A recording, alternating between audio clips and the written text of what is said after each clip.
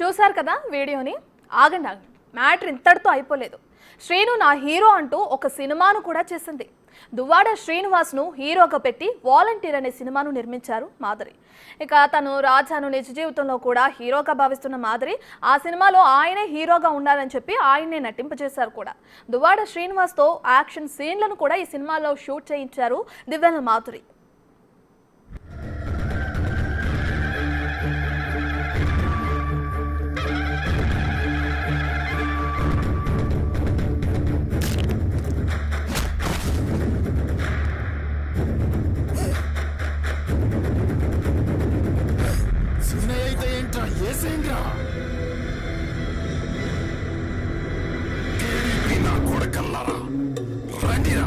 ఒక్కొక్కడికి తాట తీస్తాను.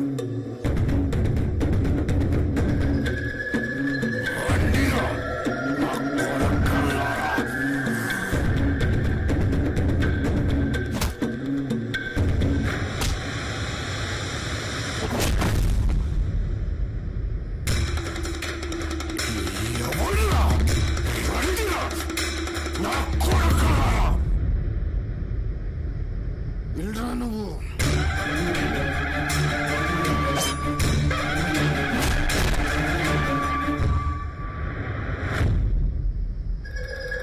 ఏసేండ్రా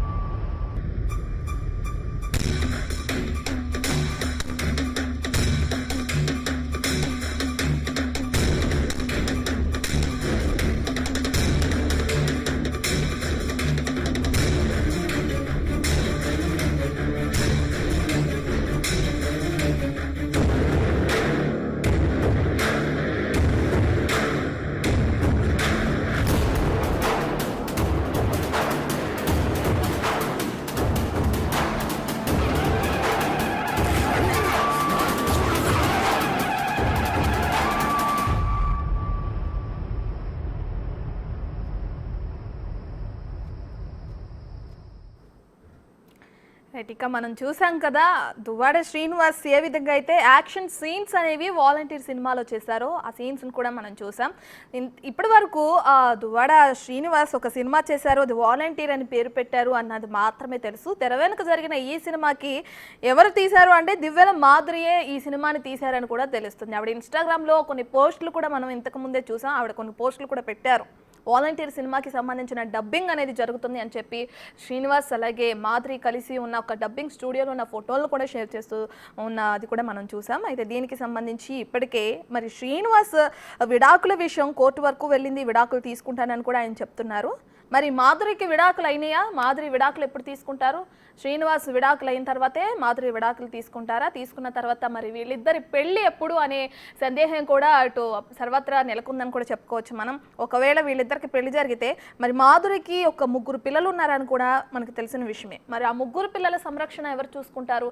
శ్రీనివాస్ చూసుకుంటారా లేదంటే మాధురి ప్రస్తుత భర్త ఎవరైతే ఉన్నారో ఆయన చూసుకుంటారా? అసలు పిల్లలు ఎక్కడుంటారు అనేది కూడా ప్రశ్నార్థకంగా మారింది. ఇటు వాణికి సంబంధించి చూస్తే వాణి పిల్లలు మాత్రం ఇప్పటికే మనం చాలాసార్లు చూసాం కూడా. వాణి తరపునే వచ్చి మా నాన్న తప్పు చేస్తున్నారు అని చెప్పి ఏ విధంగా అయితే ఇంటి దగ్గర నిరసన తెలియజేస్తున్నప్పుడు వాణి ఆవిడతో పాటు పిల్లలు కూడా వచ్చారు. సో వాణి పిల్లలు వాణి దగ్గరే ఉంటారని కూడా అర్థమవుతుంది. ఒకరికి మ్యారేజ్ కూడా అయిపోయింది. మరి ఇటు మాధురి పిల్లలు ఎక్కడ ఉంటారనేది కూడా ప్రశ్నార్థకంగా మారింది. ఆ విషయాలకి సంబంధించి ఇంకా సమాధానం రావాల్సి ఉంది.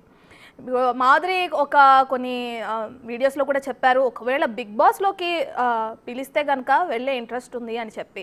ఏదేమైనప్పటికీ దువ్వాడ శ్రీనివాస్ అనే వ్యక్తి అటు వైఎస్ఆర్సీపీ పార్టీ నుంచి ఎన్నికై టెక్కల్ నియోజకవర్గంలో ప్రజలకు సేవ చేయాల్సింది పోయి ఏదైనా ఒక ఇష్యూ అంటే ఒక భార్యాభర్తల మధ్య మూడో వ్యక్తి ఎంటర్ అయ్యారనే ఇష్యూ ఆయన వరకు వస్తే ఒక రాజకీయ నేతగా దాన్ని ఇది చేయాల్సి చర్చించి వాళ్ళని ఇది సముదాయించాల్సిన వ్యక్తి జీవితంలో ఇప్పుడు చూసుకుంటే దివ్యల మాధురి ఎంటర్ అయిన తర్వాత కుటుంబ వ్యవహారం అనేది రోడ్డుకెక్కింది. ఎప్పటి నుంచో భార్యాభర్తల మధ్య వివాదాలు చెలరేగుతున్న నేపథ్యంలో ఇప్పుడు దివ్యల మాధురి ఎంటర్ అయిన తర్వాత ఈ వ్యవహారం రోడ్డుకెక్కింది. ఇటు పార్టీ తరపు నుంచి కానీ ఇటు ప్రజల తరపు నుంచి కానీ కొంతమంది శ్రీనుకి సపోర్ట్ చేసే వాళ్ళు ఉన్నారు, కొంతమంది వాణికి సపోర్ట్ చేసే వాళ్ళు కూడా ఉన్నారు. ఏదేమైనప్పటికీ ఎంత వ్యవహారం జరుగుతున్నా ఇటు సోషల్ మీడియాలో కానీ రాజకీయ పరంగా కానీ ఏ విధంగా అయినా కానీ ఇంత వ్యవహారం జరుగుతున్నా కొన్నిసార్లు నేను మనస్తాపానికి చెంది చనిపోదాం అనుకున్నానని కూడా చెప్పి కూడా మాధురి యాక్సిడెంట్ చేసిన అది కూడా మనం చూసాం. తన ప్రాణాల మీదకి తెచ్చుకొని మీరు చేస్తున్న కామెంట్స్ వల్ల నేను చనిపోదాం అనుకుంటున్నాను, ఈ వ్యవహారం వల్ల నేను చనిపోదాం అనుకుంటున్నాను కూడా చెప్పింది. సో ఎంత జరుగుతున్నా ఏదేమైనప్పటికీ ముగ్గురి మధ్య తిరుగుతున్న ఈ వ్యవహారంలో మాధురి మాత్రం నేను ఎక్కడా తగ్గను అని అంటుంది.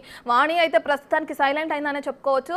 మాధురి మాత్రం వీడియోలు తీసి నా రాజాకి ఇష్టమైన కూర అని చెప్పి, నా రాజాకి ఇష్టమైన ఫుడ్ అని చెప్పి వీడియోలు పెడుతుంది యూట్యూబ్లో. తనతో కలిసి సినిమాలు చేస్తుంది, తనకి సంబంధించిన రీల్స్ని పోస్ట్ చేస్తుంది. ఎక్కడా కూడా నేను తగ్గను, తనని వివాహం చేసుకుంటానని చెప్పి కూడా మాధురి చెప్పడం మనం చూస్తున్నాం.